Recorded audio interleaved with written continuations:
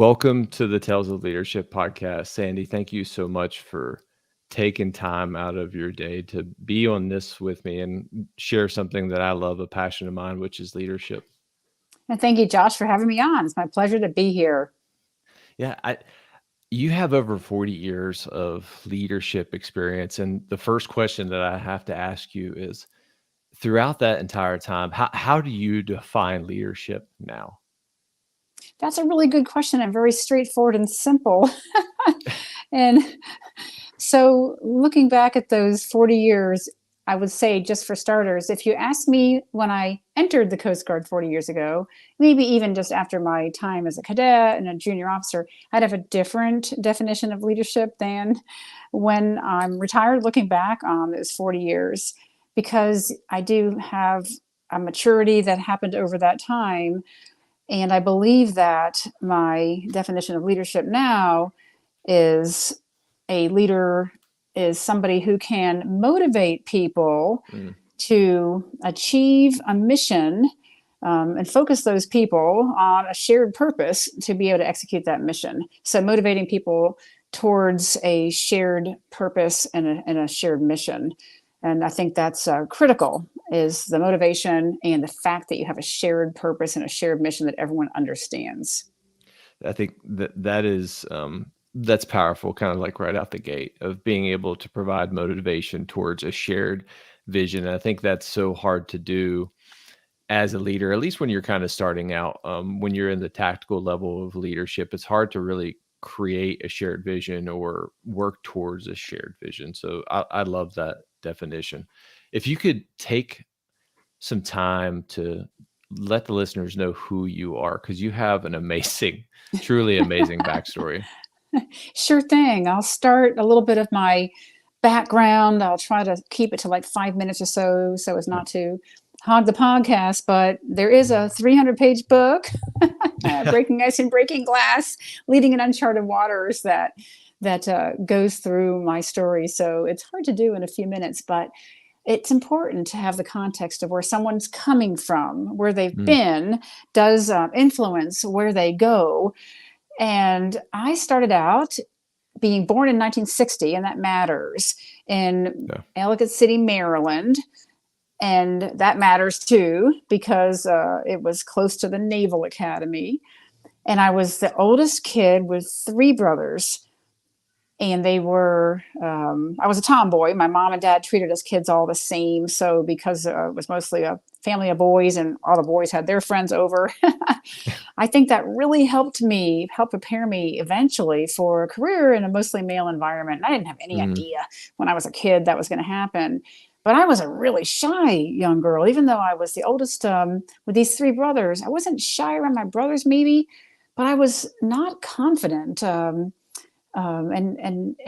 shy. And I think that that's something else that I want to share, because so many people look at someone like me, Vice Admiral, and they think, oh, well, you must have been born, wearing a uniform and saluting. No, I started out very shy and unconfident. And as I got older, I found I was good in sports, and that helped build my confidence because I could win at swimming. And I got into high school, and well, okay, I'm trying to go too fast. I got to slow no, down. yeah, I want And to I hear the whole gotta story. tell about core values, because every time I give a talk, I start with core values. So when I was a kid, Mm, I, looking back, I developed my core values from my parents, my coaches, my teachers. And I mm, say looking back, because once again, as a young person, I didn't know what my personal core values were yeah. until later in my career, when I reflected back and people would ask me, Admiral Stosz, or Commander Stosz, whatever rank I was, how did you succeed or become successful? And I'd have to think back to my core values and what really, what part of me really enabled me to continue on and become the leader I eventually became. And looking back, it was hard work and perseverance and honesty and humility. And I put them in Mm, pairs like that. And I think core values are so important. I also like the pairs because there's 4 core values. And I think that your core values are the foundation of your character. And your character determines who you are, the leader you're going to become. So if you mm, don't have a foundation of personal core values, you're going to struggle. Another analogy is the North Star. You're going to struggle with your course, with your direction. You're not going to have your grounding on who you are, or your ethics, all these things that some people find great dilemmas, moral and ethical dilemmas. If you're have a foundation of core values, you're going to be able to make those decisions, face those challenges when they come, and make the right decisions, not be mired down in ethical dilemmas because you've got core values that you're standing on. So honesty and humility came from my parents. They expected a lot of us. And, kids will try to sometimes fib to get out of things or whatever, because you're scared. So you fib. And I got embarrassed when my parents would catch me in a little lie. And I swore I'd never lie, because I couldn't tolerate that, even a small one that kids do to get out of a bad situation or whatever, when you're in trouble. And the humility, my father especially would always tell us kids, don't, get too caught up in your success. If you win a race, in first grade or whatever, don't let it go to your head, because there's always going to be somebody faster, stronger, and better. And you just need to keep humble, to keep grounded. So honesty and humility. And then hard work and perseverance. I learned from being born in 1960. By the time I was a teenager, coming from a modest family, my dad was a civilian in the Navy. My mom was a homemaker. I knew I had to work to make money for college. And in the mid 70s, those of us who were old enough to remember the oil shock of the mid 70s and the real recession where interest rates were 17%. That is crazy. Yeah, that is crazy. And so there were no jobs available. Yeah. Wow. And so I went up to my grandparents, my paternal grandparents in Amherst, Massachusetts, and I labored on a tobacco farm in the Connecticut River Valley when I was, cucumber farm when I was 13, and then a tobacco farm when in, the earlier teens. So I go up there in the summertime and work on farm work, and it was really hard. It was sweaty, hard, miserable work. There were no second chances. You had to make a quota on the tobacco farm or you'd be fired. You were thrown in with local girls, girls who were bussed up, and it was segregated. Boys and girls had to work separately. Oh, wow. There were juvenile delinquents that were bussed up from somewhere down south and would stay in the UMass Amherst dorms over the summer to work as part of their program. And then there were Puerto Rican migrant laborers who came up to work in the summer and then would go home. So I was in the midst of this morass of real diversity, different cultures, backgrounds, ways of life. And you all were working to tie the tobacco up or sew the tobacco and get it hung in the barns. And as odd a mission as that was, this diverse group of people from all over Puerto Rico and all over America came together to work on this farm and get the product to market. And you had to make a quota or you'd be fired. But there was another thing. There was piecework. So if you did more than what was expected, you could get extra money. And I would use that to buy ice cream. Anyone who knows me knows I love ice cream. And I learned the value of doing more than what was expected, not just stopping at the minimum quota required, but doing as much as I could beyond expectations. So I learned, and I learned those characteristics, hard work and persevering through all those trials and tribulations. And then by the time I got into high school, I had the grounding of those core values. So personally, I was prepared, kind of. I was still shy. Yeah. And then the system was preparing for women. So in 1972, Title IX was put into effect, and that's the law that gives equality in sports and education to girls and women. And then the next year, 1973, was the Equal Rights Amendment. And then in 1975, the National Defense Authorization Act of 76, which was passed in 75, required all the service academies to open their doors to women. So by the time I got into high school in 1974, Title IX and the Equal Rights Amendment had just been put in place. So I could play sports with assigned coaches, not just like the volunteer coach and no equipment or anything. So girls had equipment. We had the right gear. We had an assigned coach. And I found that sports, once again, I could succeed in sports, and it gave me the confidence I needed to apply to the Coast Guard Academy when that opportunity came. Mm, And that opportunity came when my neighbor walked over in 1976, when I was a junior in high school. My neighbor walked over a copy of the Baltimore Sun, which had run a feature article on the Naval Academy, which was kind of next door in Annapolis, Maryland, not far from yeah. me. And I'd always wanted to sail. There was always one or two rich kids in the neighborhood whose parents had a boat moored up in Annapolis. And I'm like, oh, I'd love to sail. I just had this urge to be on the water because my maternal grandparents lived on Cape Cod, where I live right now. And so I'd go up there in the summer times after working on the farm to get cleaned up in the salt water. And my granddad had a rowboat, a little old wooden rowboat. That's And awesome. yeah, and he'd take me out, but I would kind of yearn for a sailboat and just to go further beyond just that little tiny bay. And so this Naval Academy caught my adventurous spirit, and I'm like, Mm, oh, women are allowed to apply. And I read all about it, and I saw the part where, yeah, you have to obligate 5 years of service as your payment, but as a free education. And I've been working to save money, and college was expensive, and there weren't many scholarships in those days. So I applied to the Naval Academy and went through all the politics of getting a senatorial nomination and all that. And my guidance counselor, who happened to be my swim coach, said, Sandy, you have to cast a wider net. oh, Um, wow. and That's I'm great like, PJ, advice. yeah, I'm like, PJ, I want to go to the Naval Academy. He says, well, look, I got this flyer in the mail from this place called the Coast Guard Academy in New London, Connecticut. And we poured over that flyer. And between the two of us, we decided the Coast Guard was a small Navy. I love And of it. course, the Coast Guard's not a small Navy. And I didn't know this at the time. But once I got to the Coast Guard Academy, because spoiler alert, I actually accepted that nomination. But once I got there, I found out that the Coast Guard, once they had been, the National Defense Authorization Act had all the academies open up to women, the Coast Guard said, okay, if we're going to open up our academy to women, everything's going to be open to women, all of our specialties.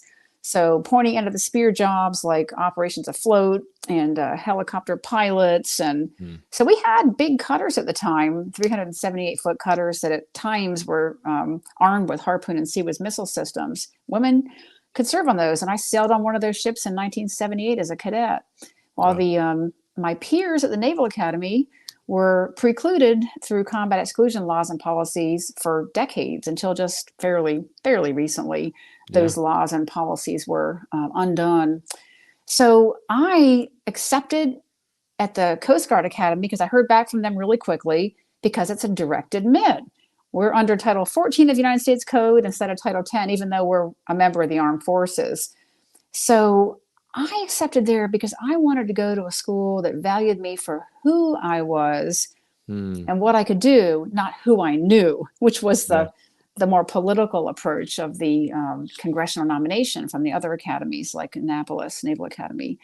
So that's a little bit of a story of my brief history of my childhood and how I formed my core values, and how those core values helped me to have the courage and confidence to apply to one of the first classes to hold women at any of the service academies. So I entered the Coast Guard Academy in 1978 in the third class to have women.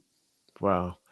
There's so much to unpack there, but there's two things that I think really resonated, and I think listeners really need to understand. And is the first one, how long did it take you to understand those core values that you formed? You didn't know them at the time. I think, did you have to reflect on them? How did you discover that those were your core values and that they guided you to your true north? And I love that, because I have the rule of true north. I think you and I have the same definition of when we encounter rough storms, rough decisions, rough experiences operationally, what gets us through those is our core values, because it helps us guide our decisions. And that took me a really long time to master. And I wonder, when did that click with you?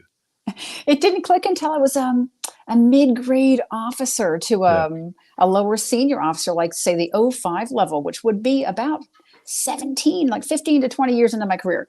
And that's Yeah. when people started asking me, looking to me as a role model. I was a little more senior, because when you're junior, you have peer-to-peer, I think, mentoring and role modeling, and role modeling down a little bit to lower level folks in the officer enlisted corps. But then you start to get a little more senior, and people ask you, "Hey, ma'am, how did you succeed? What led you to be able to command a ship?" And so I had to start thinking about those questions. Yeah. And so I looked back at my childhood and what traits Mm. and qualities had made me successful in Yeah. people's eyes. And everyone's got a different definition of success, but career success. And I reflected back and I thought, these are 4 core values that I think, and I love them in pairs: honesty and Yeah. humility, and hard work and perseverance. So no, I didn't know them. And so when I talk to audiences now, one reason I wrote the book and one reason I do podcasts and speaking engagements is to try to help young people, officer enlisted, civilian, to, earlier than I did this reflection, Mm. reflect back on your childhood, your schooling, your coaches, your mentors, your teachers, your strengths, your weaknesses, what you think has helped you become the person you are, and ask your friends or your coaches or your teachers, "Hey, what strong qualities do I have? What do you think makes me successful?" And you can start piecing together your own set of personal core values Yeah. from that. So you have to sit down and do some reflection on where your strengths are, where your weaknesses are, be honest with yourself, what motivates you, and what helps you to be at your best. And then you start to develop those. And it helped me to have the organizational core values by my side. Mm-hmm. So the Coast Guard promulgated, isn't that always a hard word to say? Yeah. Our core values in 1996: honor, respect, and devotion to duty. So I Mm. also had the Coast Guard's core values in the back of my mind when I was looking at, what are my personal core values? And I think that the Navy and the Army and the Air Force Yeah. and the Space Force and the Marine Corps all have their service core values. So that's a good place to start for young Yeah. people. Yeah. That is a beautiful example of figuring out where to start. I think as a leader, especially where you're just starting, in the Army, for example, when you go to um, but 2 week war, I think it's a senior staff war college. I can't remember exactly when you're going to be a lieutenant colonel.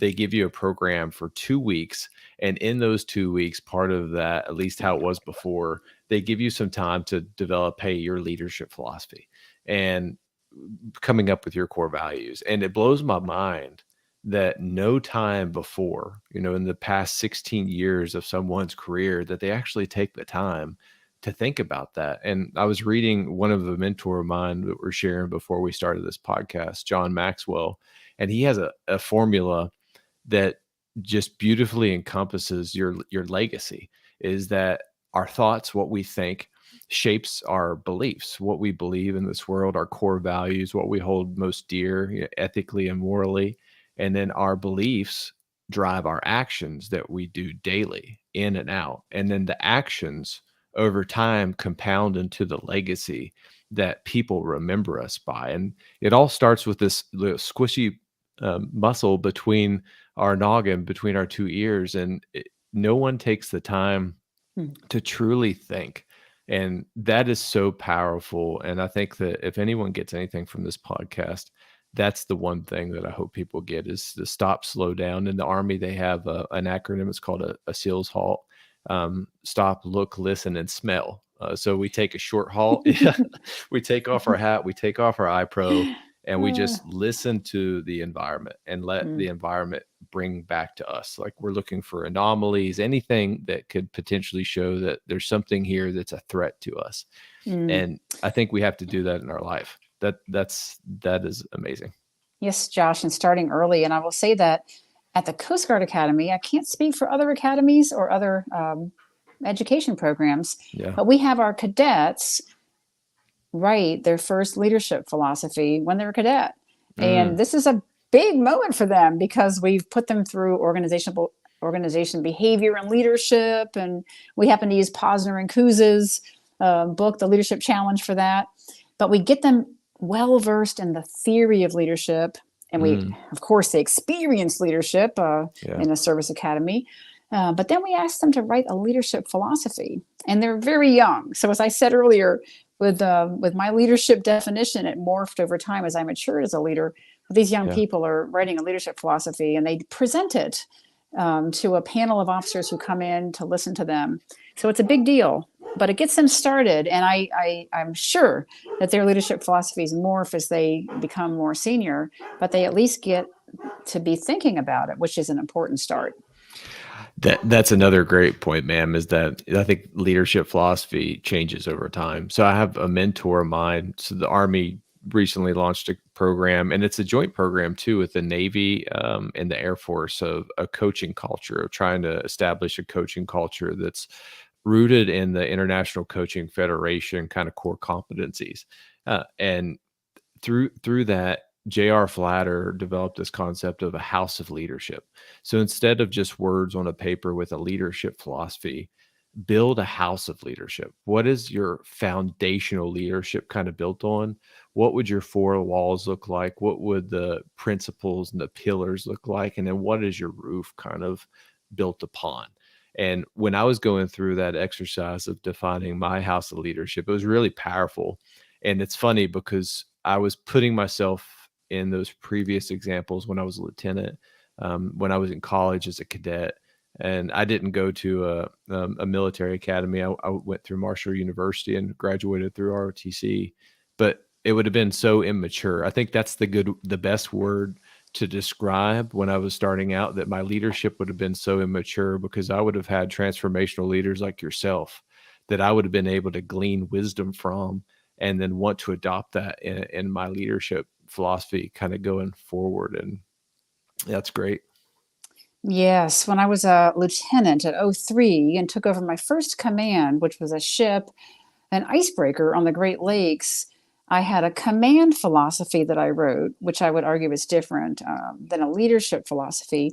But my Mm, command philosophy, when I look back at it now and I saved the darn thing, a one pager, it was pretty elementary. It had yeah. important things like communications and things like that. But when I ended up with the privilege of having the job as superintendent of the Coast Guard Academy, I came up with a new leadership philosophy that was much different than anything I had in the past written about my philosophy or thoughts on command or leadership. And my command, do you mind if I share my leadership philosophy? Yes. I'll, I would love I to hear it. I don't want to hog up the podcast, so in just a few minutes. But my leadership philosophy that I wrote at the Coast Guard Academy was intended intentionally not to be a command philosophy, because I wanted it to be guidance to my Mm, large, diverse um, cohort of people at the Coast Guard Academy, the workforce, um, as to what I expected of them, how I expected them to act, mm, not just what I expected them to do. So a command philosophy I kind love of that. is what you want them to do. Here's our mission. Here's what we're going to do. Here's maybe even how we're doing it.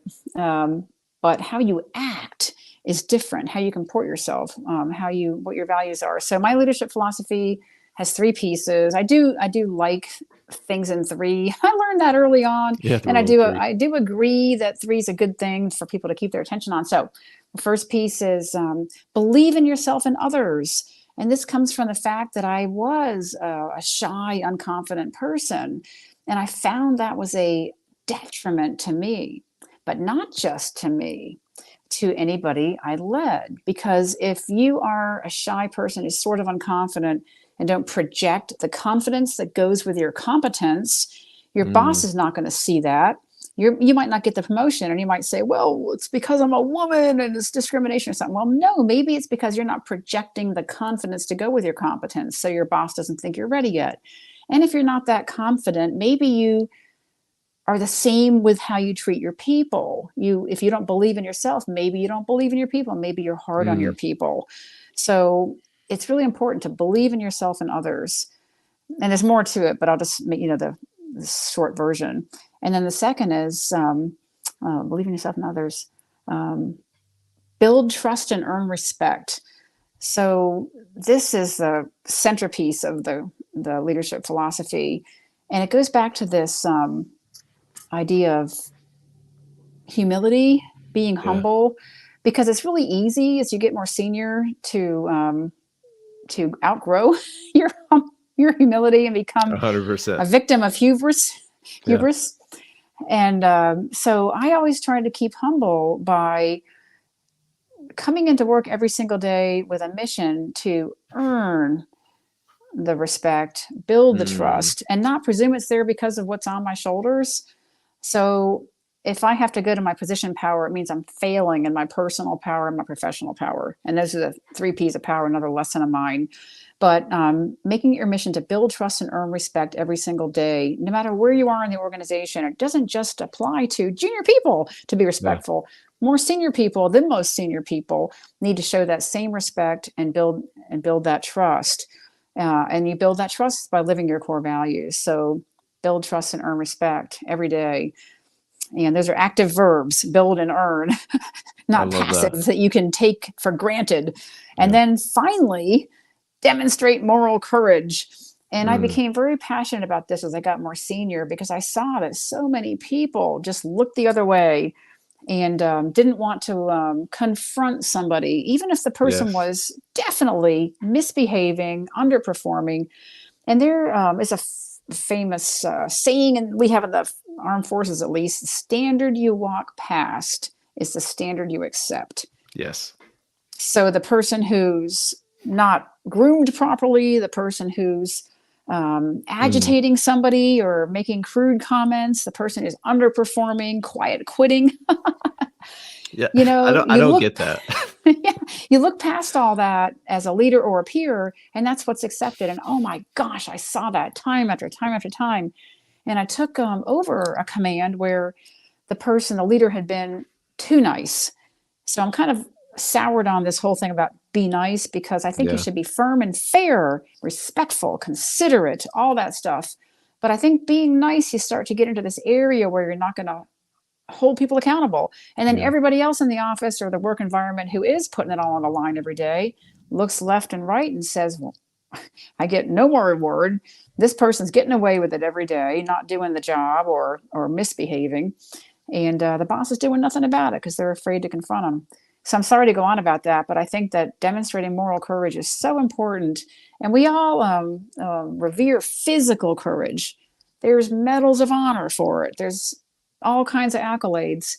But I'm here to tell you, if you demonstrate moral courage, you're equally as likely to be Yeah. ridiculed, called on the carpet, questioned for why you made that decision when you could have looked the other way and just kept everything quiet.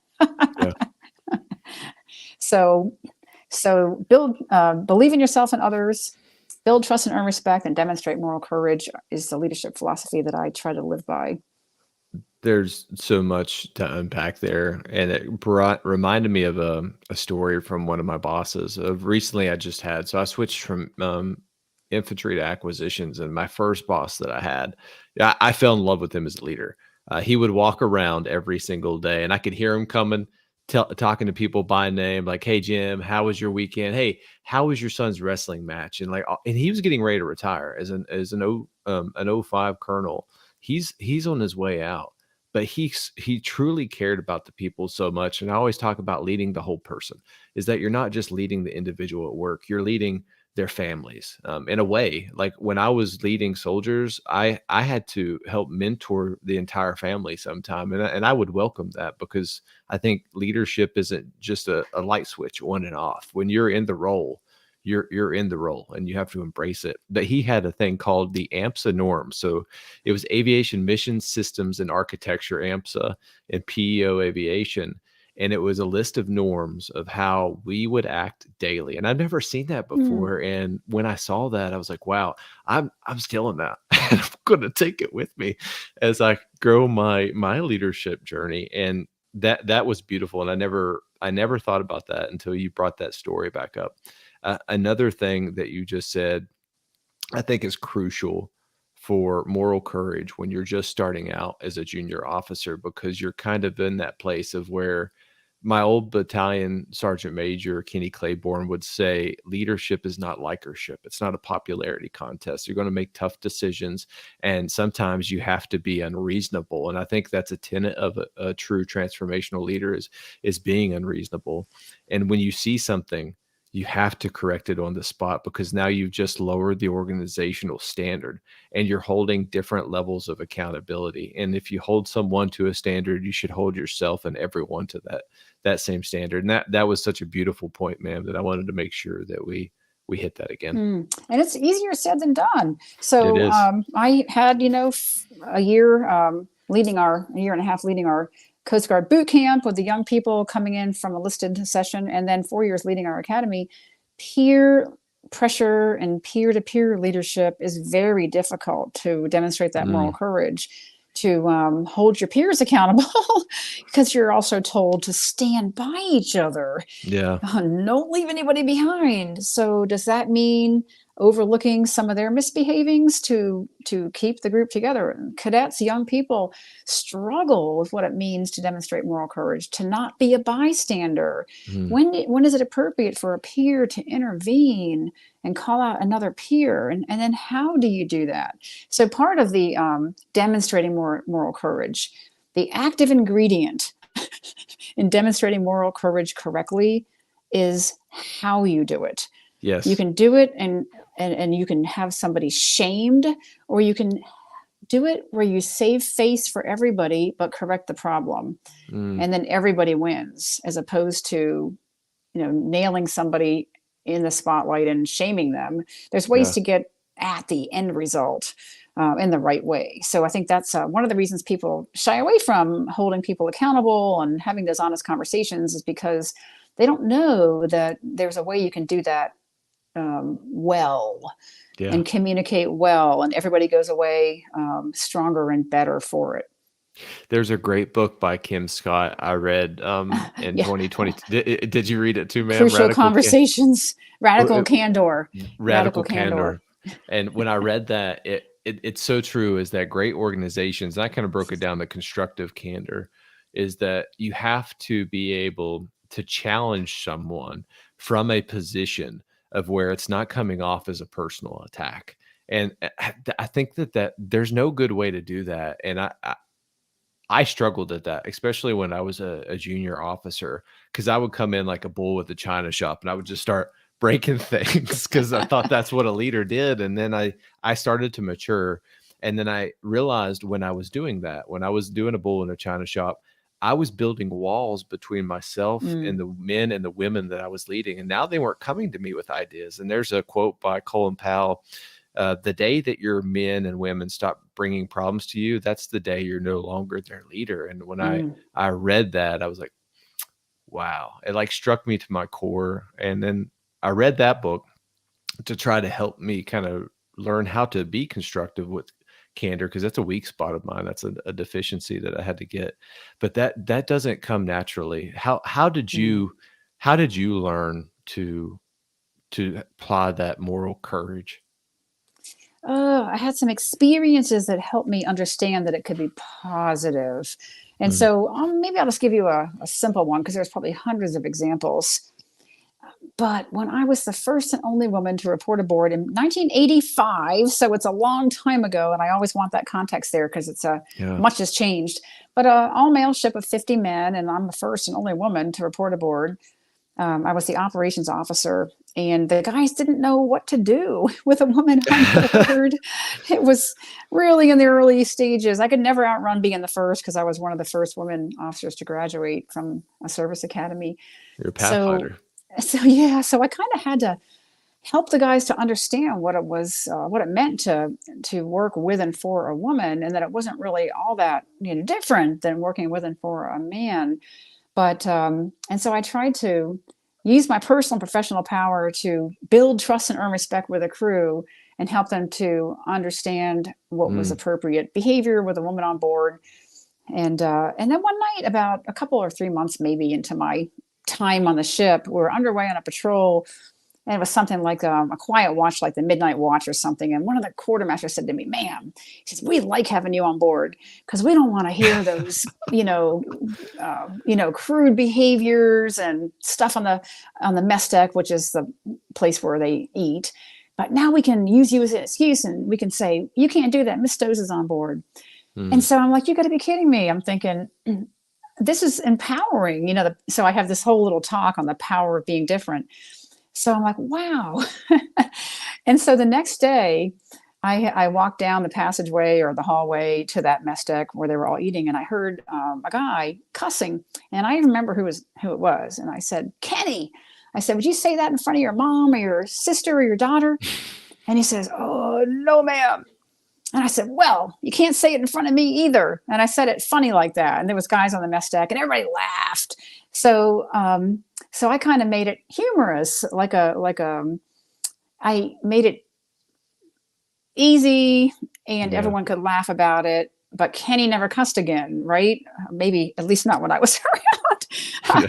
So you can, so it kind of taught me that there's a power in being different, and not to be shy, and to shy away from asking somebody not to cuss, because you have an obligation. You might be the one that people are looking to create a better workplace climate.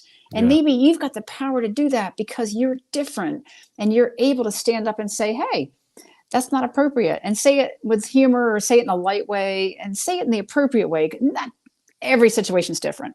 Yeah. But I found that I owed it to myself and other people in my workplace to find the way to approach people and to have them understand that their behavior or actions weren't appropriate. So that little lesson there, when I was the only woman, is one thing. And I think walking into situations where I was met with the consequences of my predecessor and other people tolerating inappropriate behaviors or Yeah. performances was another lesson to me. And the workplace was miserable. So it wasn't just that I didn't want to have to deal with somebody who wasn't pulling their load. Everybody was brought down, and the whole workplace was in a bad state of morale because of it. So I learned through those experiences. So certainly when I was very young, I wouldn't have had all that. And that's, I think, the power of having many years in a position. So I've got the 40 years of experience. But I'm here to tell you, when I was superintendent of the Coast Guard Academy, my nephew, my poor nephew, he was a cadet. Oh no. He was my godson, a cadet, my same last name. The kid could not hide.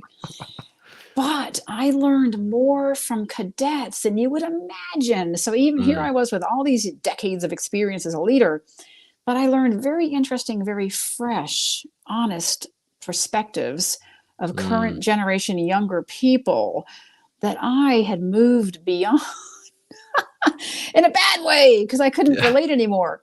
So I think that another learning experience of how you deal with behaviors or how you have moral courage is you need to understand the workforce from the entry level to the executive level and all the kinds of diversity in between there. You can't be a good leader and you can't demonstrate moral courage unless you have that emotional intelligence that I think you can learn and get better at. I think some people are more gifted than others, but you can practice being situationally aware, getting to know everybody, knowing where the areas of conflict are, knowing and getting that sense so that you can intervene in the appropriate manner so that when you do intervene, going back to what I first said, you do it the right way and you get a result that is positive, not something that alienates people and maybe makes the situation even worse. Yeah, I had a battalion commander tell me that once, and I think you just hit the nail on the head, is that a leader's job, and I was doing my first company live fire, and when you have 131 soldiers where you're kind of orchestrating, if you're a Megadeth fan, like the symphony of destruction, that's like the best analogy of a company or a battalion live fire or even a brigade live fire. And I was always struggling of where I placed myself on the battlefield. Where do I need to be? Where do I need to be? Because I have comms with everyone. I can see the phase lines that we're going to. And he pulled me aside during a live fire, and he told me, "Josh, you need to be at the point of friction. Anticipate where friction is going to be on the battlefield and put yourself there because your junior officers, your junior leaders are going to need your guidance and wisdom to get through that. And I've always applied that in my life, is that I chase the hard things and I look for friction. And you beautifully sum that up, is that if you allow that kind of culture to resonate in your organization, it's going to quickly morph into something that people don't want to be a part of anymore. And it's going to lead to very toxic, very negative side effects. And I think that that was just beautifully summed up. I'd like to transition kind of, quickly. You've had such an amazing military career, like truly amazing, and a lot of firsts. When did you discover your spark of that, hey, this path in the Coast Guard is right for me, and I'm going to stay in it for a long term? Because in the Army, there's different points of where, it'll be a company grade officer is like, I'm done with the Army. And then, okay, I'm now a major. I'm done with the Army. And now you make it as lieutenant colonel, and you go to a colonel, and you make it all the way to a 3-star general, which is just super inspiring to me. But when did you discover that spark that this was, you were all in? So early on, but then there's an inflection point that I'll talk Mm, about.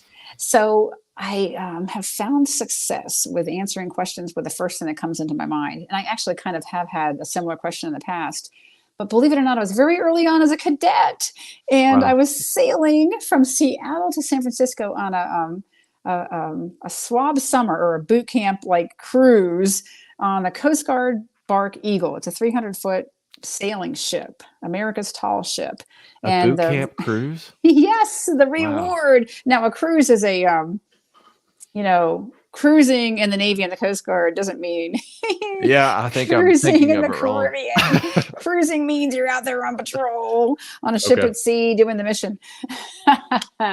So we were, though, when you come into the Coast Guard Academy or any of the service academies, you have a summer of a boot camp experience, your first freshman Mm, year, freshman summer. And the reward for all that boot camp is a week on the Eagle, and you're training still and sailing and pulling on lines and standing watch and everything. But oh my goodness, being on that ancient sailing ship, like our forefathers in the sea services, and the Coast Guard started out as a revenue cutter service under Alexander Hamilton in wow. 1790. And I mean, some of that stuff, even in my young brain, just kind of like, just was like a dream come true. Here I am on a sailing ship. I wanted to sail all my life. I'm looking up at the stars, standing extra watches at night because I love it so much, getting Mm, exhausted.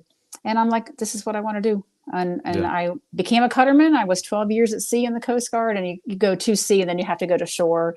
So even though I was in for quite a few more years than that, you rotate ship to shore. So I love being at sea.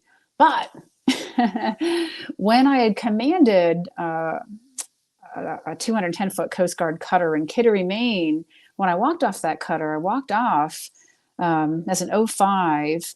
And the next step for me, I was going to a shore job, but the next step would be coming back to sea for one more ship bigger, a 378-foot ship. Wow. And that would be the normal career progression for an afloat officer. The same thing as a Mm, surface warfare officer in the Navy would okay. be to take that bigger ship. But something just ate away at me. And this is where the divergent path comes. And I'm like, I feel a little uneasy because I've been 12 years at sea. Going back to this bigger ship is just a little bigger ship doing the same kind of thing. Not that it's not incredibly worthy work, but what was my real passion? And I say this because I think that there's a lot of people who try to follow their passion and they're Mm, confused. They want something perfect. Your passion can change over time, and you should be receptive to career inflection points, and you yeah. should listen when you hear the call to explore. So I said, okay, what's making me uneasy? What do I love about being at sea? And I'm like, well, certainly it's the mission. It's stars in the sky. It's watching the sun come up. It's the excitement. Well, then I thought, no, it's not any of that. Oh, that's great, but it's watching a young recruit come on board at a boot Mm, camp, and the person is confused, and they report aboard, and they're messing up at first, and they're getting yelled at by their chief or their sergeant major. And then 2 weeks later, you see that same young person. You don't even recognize them. They're pulling on the line with confidence. They're singing out the response to the command. And you're like, oh my gosh. So developing young leaders of Mm, character became my passion. And I put my letter in to not screen for command for a ship, but to ask to screen for command of our boot camp. The Coast Guard's boot camp is Training Center, Cape May, New Jersey. So I applied for that job and I was very fortunate to get it. There's only one and it was open that year. wow. And I always thought that God has a plan for me, for my career. And then a lot of what happens to me is because, there's something besides my own will that's driving me or assigning me. So I was assigned to that job as the captain of our boot camp, did that, and then eventually made admiral and went off to command the Coast Guard Academy. So at that point in my career, I diverged away from my sea duty, my primary career path, and asked to go into leading and developing the next generation of Coast Guard men and women. Wow. That's amazing. I think throughout that whole journey, what was the most challenging circumstance that you had to overcome? It wasn't the mission. It wasn't. There were some really hard missions, but you know what? Oh my gosh, when I think back on, I was scared, tired, hungry, tired, scared, and wet, sometimes all at once at Yeah. sea. But there It was sounds like such, Ranger School. oh God. And Ranger School, you're sort of on your own, but you are helping each other. But when Yeah. you get to your platoon and company, and I know you commanded, you are all together as a Mhm. team. And I never met an operational situation that my team didn't amaze me with their competence, professionalism, ability to get the job done. And despite being scared, wet, hungry, and tired, we got the job done. It was the Mm. personnel issues. That's why I had demonstrate moral courage in my command, my leadership philosophy. It was some of these personnel issues where you had people that were quiet quitting. It's a new term, I know. I'm just kind of being Yeah. a little facetious with that, but people who weren't pulling their fair share, who'd been in too long but wouldn't leave, and there's, I don't know, just some of the personnel problems where they would get you down after a while Yeah. because you have most people are really giving it and putting it on the line, and then you've got other people who are seeing how little they can do, and I found that to be discouraging. It Yeah. pained me. So that was the hardest part, I think, was the personnel issues. I think you and I share that same thing. I came in so naive to my first company command, and I wouldn't say naive. I guess I would say hopeful that I was not going to have any SIRs, no CCIRs, so serious incident reports, and that just did not happen. And I saw soldiers that weren't giving their all, and I saw soldiers, most of them, 99% of them, doing everything that they could to make the organization better. And it kind of just hurt my soul, I guess is the best way to Mm-hmm. put it, to see soldiers there not pulling their weight, because I've seen what it costs in an operational environment when a soldier doesn't pull their weight. And I always try to like get that across to them, but sometimes you just can't reach that individual. They're just not ready to listen, or where they're at in life, they just don't care at that point. It's challenging and it's frustrating, ma'am, and I completely I share that with you. So I would love to kind of take it to where you currently are right now. So I know that you've wrote a book in 2021. June 1st, 2021, I published Yeah. Breaking Ice and Breaking Glass, Leading in Uncharted Waters. Yeah. So I don't want to like give away a lot of that book, but what was your favorite part about writing that? Oh, I just loved sitting down and writing Mm, about the stories that had resulted in all the leadership lessons that I learned. And it was hard at first because I had to, some of the stories, I couldn't remember everything. I called up shipmates and said, yeah. hey, you were on this ship with me. We did this operation. Tell me your perspective and what you remember. So I had, I knew I had all this inside me that I wanted to give back, different leadership lessons, but how to put them out in a way that people could enjoy reading and understand and come away with a resource they could really use to help them become a better leader. And so I found the most fun part was looking at where combining, taking the stories and extracting the leadership lessons. Mm, And it was interesting because I had people who are in the publishing industry who know this business say, well, it has to either be a memoir or a leadership book. It can't be both. And I'm like, well, it's Why a can't it? leadership book. Yeah. It's a very readable leadership book because you will hear my story of my career Hmm. as you read the book, because it's all told through stories. And I've gotten great feedback on that, because a lot of nonfiction leadership books are more, here's the lessons you're going to learn. And there might be stories behind them. It's some story from a case study from a company, or Yeah. stories of different leaders who have done well, and here's the lessons. But this is my personal journey, and here's the stories that I experienced, and here's the leadership lessons I learned.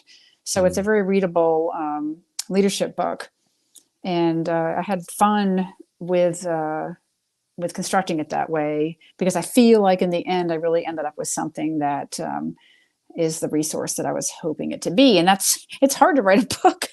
Yeah. How long did it take you to write? a It year and a seems so half, daunting. Wow. a year and a half. And I wrote for like, about a year and a half. I wrote for like 6 hours a day on average, Wow. but I had to, so I'm not like a naturally gifted writer who can just, Yeah. people dictate their books. I was just reading a book about one of my favorite authors, Fyodor Dostoevsky. I'm sure I'm not pronouncing his name right even. Mm. Fyodor Dostoevsky. He wrote Crime and Punishment, and Yeah. so I was reading a book about him, and he dictated his books to his stenographer. Wow. He never wrote them, so I can't even imagine trying to just have it all fall out on the page from my brain. I have to put it on the computer and massage it and go back and wordsmith it, and the way you write for an audience to read is far different than how you speak in front of Hmm. an audience. So you have to be a lot more precise, and have everything has to tie together and make sense. That takes some time. And then I had a developmental editor who kind of just bled all over my first draft. And I had to go back to ground zero a little bit on it, which I didn't mind, because I saw it all coming out to where I could get my final result that I wanted. Wow. Yeah, that's one of my 10-year visions, kind of for the vision that I've created for my life, is that I want to write a book one day. But it's so daunting to me. It's scary. I think your goals should be big enough to scare you, but also to inspire you. And writing a book Hmm. is scary and inspiring all at the same time, because I'm just, from humble rural West Virginia. I'm the first person in my family to ever go to college. And I'm afraid, like, if I tried to do the dictation, that person would be like, "What'd you say?" Because my accent Oh, would come I out. am. I am reading right as we speak. My Yeah. book that I have is Hillbilly Elegy by J.D. Vance. Oh, Have I you wanna read that read one? that. I wanna read that. That's on my list this No year. excuses. He was from Kentucky, right next door to West Virginia. I think that they thought West Virginia was sophisticated. Oh, It's a I good love book. that. It's an interesting perspective. So I think that I enjoy reading this book, Hillbilly Elegy, because I'm not sure it's the best book. I know it's not the best book, but it gives you a perspective of Mm, somebody who did come from a very tough background and yet still succeeded. And I love that, because I hate to see people nowadays, the victim mentality, and yeah. I'm not privileged, so therefore I can never succeed, or I had a hard life, so therefore I can't, ever succeed. I'm like, no, that should just be motivation to do better. I don't buy all that stuff about you have to be no better than where you came from. I think that goes to the Cartman triangle.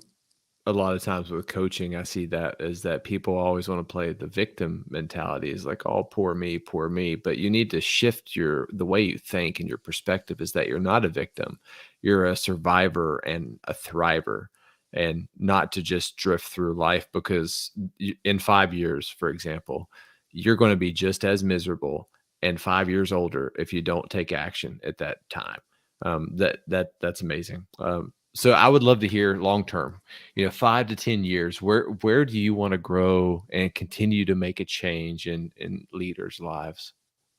So it's interesting. That's a great question, but you could ask it of a 20-year-old or a 63-year-old. I'm a 63-year-old now, as I already let go that I was born in 1960. So my 10-year horizon, that means I would be 73. So I got to be honest Yeah. with you. My capstone goal in life was to write this book. Mm. And I did all those years, 40 years in uniform. And the book is the culmination of all that. Now I have a bi-monthly blog, and I encourage everyone to go check it out. It's on my website. I know you'll ask for this later, but Yeah. the blog is twice a month. I write something about leadership that I hope is a nugget that people can use to help them become a better leader. So I intend to continue that blog.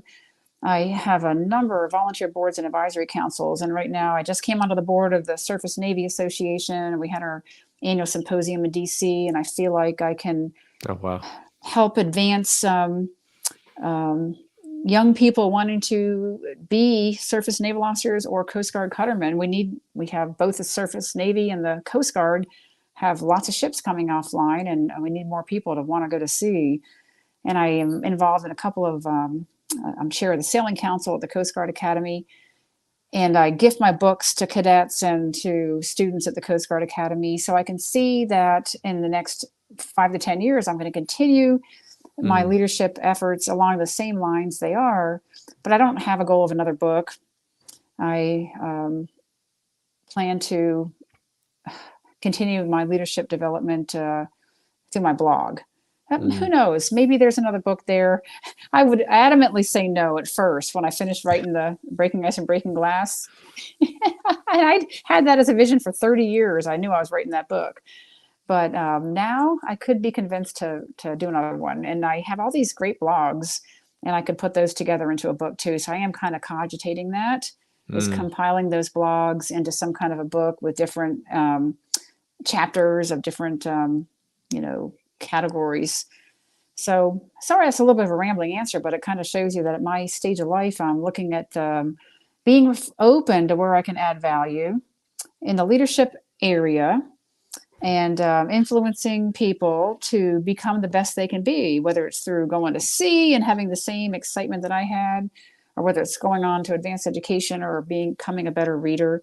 So I am looking for different ways to advocate, and I'm doing that through my nonprofit boards and advisory councils and my leadership blogging and talking.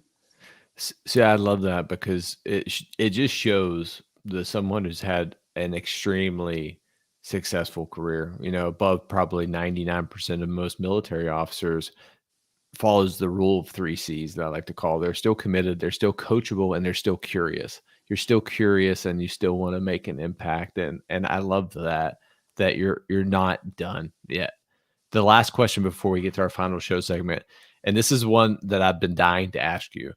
Out of 40 years, what is the most impactful leadership lesson that you can remember?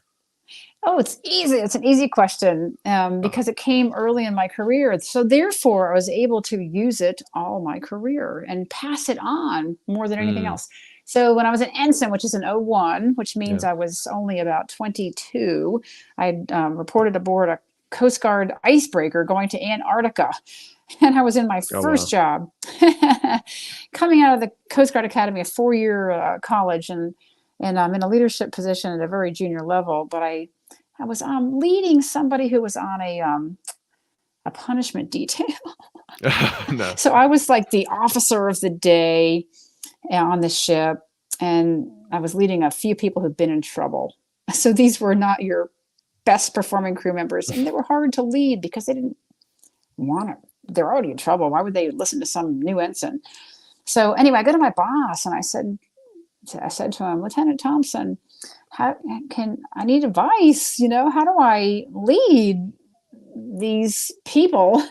And they're not really wanting to follow my orders. And he said, Sandy, there's 3 P's of power: personal power, professional power, and position power. And you're going to succeed in this Coast Guard if you lean on the first 2, which is your personal power, professional power, and leave the position power only for emergencies, last resort.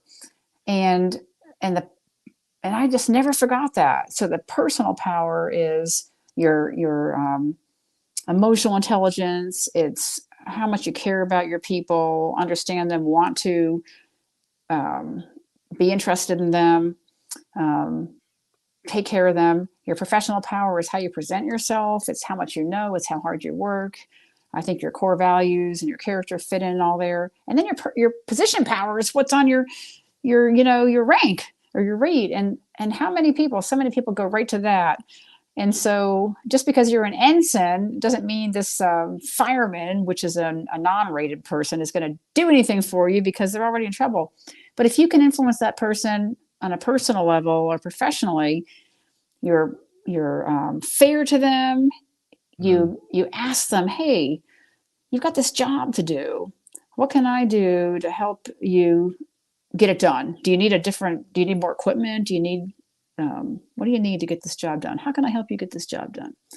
So instead of just, hey, you're going to go clean the bilge for the next hour, try to find a way to make a relationship with that person. And now, of course, you've got to, this is not easy because, of course, you are the ensign. The person is a non-rate in trouble who needs to get the job done.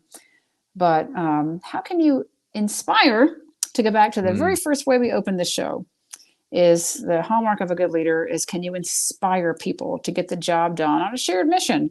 So, hey, Fireman Brown, the one in trouble, you're in trouble and you got to clean these bilges. But when we get the ship underway, the clean bilges means that we can go to Antarctica and get the mission done. So actually, even though you're in trouble, you're doing a really important job. So maybe I could inspire Fireman Brown to want to do that job, even though he was in trouble. That's beautiful. And I'm going to take that and carry that forward with me. The 3 forms of power: personal, professional, and positional. It's in my book. Yeah. I have to read your book.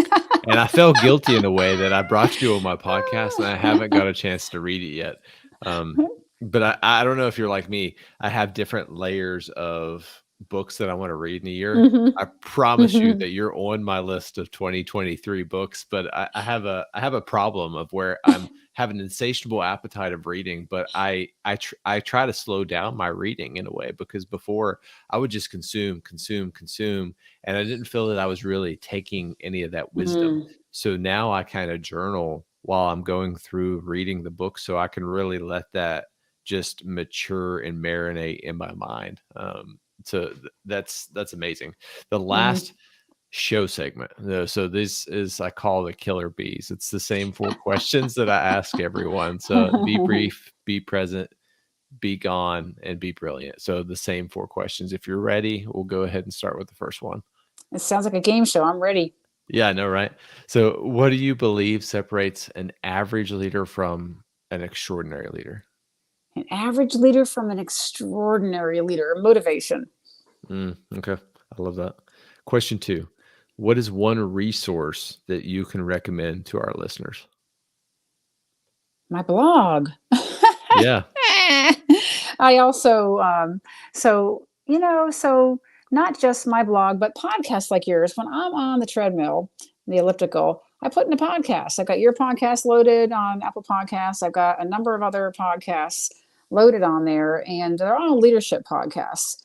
So I would recommend my blog, other blogs on leadership, and podcasts that you can easily access. A blog is short, so it's not a whole novel or a whole leadership nonfiction book. Or a podcast you can do while you're working out. I love that.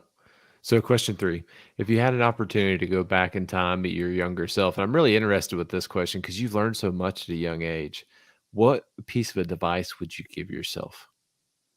Oh gosh, because I started out so shy and unconfident, I would say, don't worry, there is so much power in being different. And there is power in being confident and marrying your confidence with your competence. So I would just encourage myself to understand there is power where I thought I was weak, if I could turn the tables and look at it that way. Wow. So the last question is, how can our listeners find you? And then more importantly, how can they add value to you?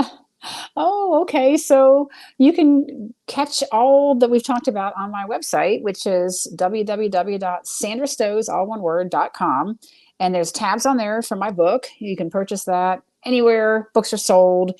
I always like to support independent bookshops and go down and order it from your local bookstore.